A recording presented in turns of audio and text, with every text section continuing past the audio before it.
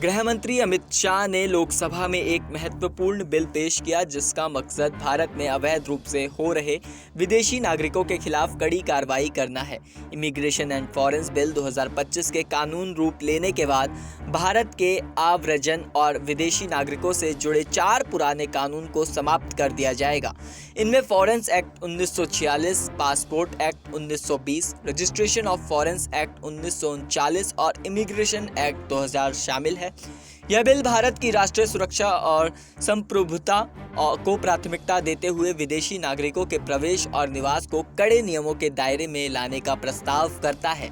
इसमें प्रावधान किया गया है कि अगर किसी व्यक्ति की मौजूदगी देश की सुरक्षा के लिए खतरा बनती है या फिर वह फर्जी दस्तावेजों के आधार पर भारत में अवैध रूप से नागरिकता प्राप्त कर लेता है तो उसके खिलाफ सख्त कार्रवाई की जाएगी। इसके अलावा अगर किसी विदेशी नागरिक के प्रवेश से भारत के किसी अन्य देश के साथ संबंध प्रभावित हो सकते हैं तो उसे देश में आने से रोका जा सकता है। इस प्रस्तावित कानून के तहत आव्रजन अधिकारी के निर्णय को अंतिम और बाध्यकारी माना जाएगा। पहले भी सरकार को विदेशी नागरिकों को भारत में प्रवेश से रोकने का अधिकार था, लेकिन किसी कानून में इस प्रावधान को स्पष्ट उल्लेख नहीं किया गया था। अब यह बिल इस प्रक्रिया को और अधिक स्पष्ट और प्रभावी बनाने का प्रयास करेगा।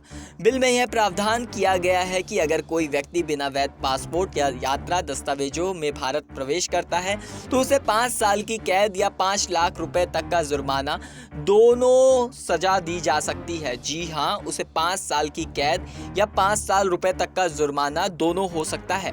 वहीं अगर कोई जाली दस्तावेज का उपयोग करता है या धोखाधड़ी से पासपोर्ट प्राप्त कर लेता है तो उसको खिलाफ 2 साल से लेकर 7 साल तक की कैद की सजा का प्रावधान होगा।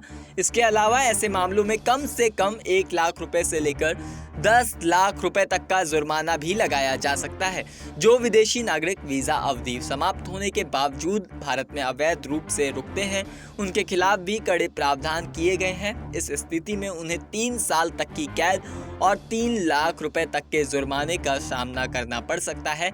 सरकार इस बिल को भारत की सुरक्षा और संप्रभुता को मजबूत करने की दिशा में एक बड़ा कदम मान रही है। इसके जरिए उन विदेशी नागरिकों पर शिकंजा कसा जाएगा जो फर्जी दस्तावेजों के जरिए भारत में अवैध रूप से रह रहे हैं या फिर सुरक्षा के लिहाज से किसी खतरे की आशंका पैदा कर सकते हैं। इस बिल पर संसद में चर्चा के बाद इसे कानून का रूप देने की प्रक्रिया शुरू हो जाएगी।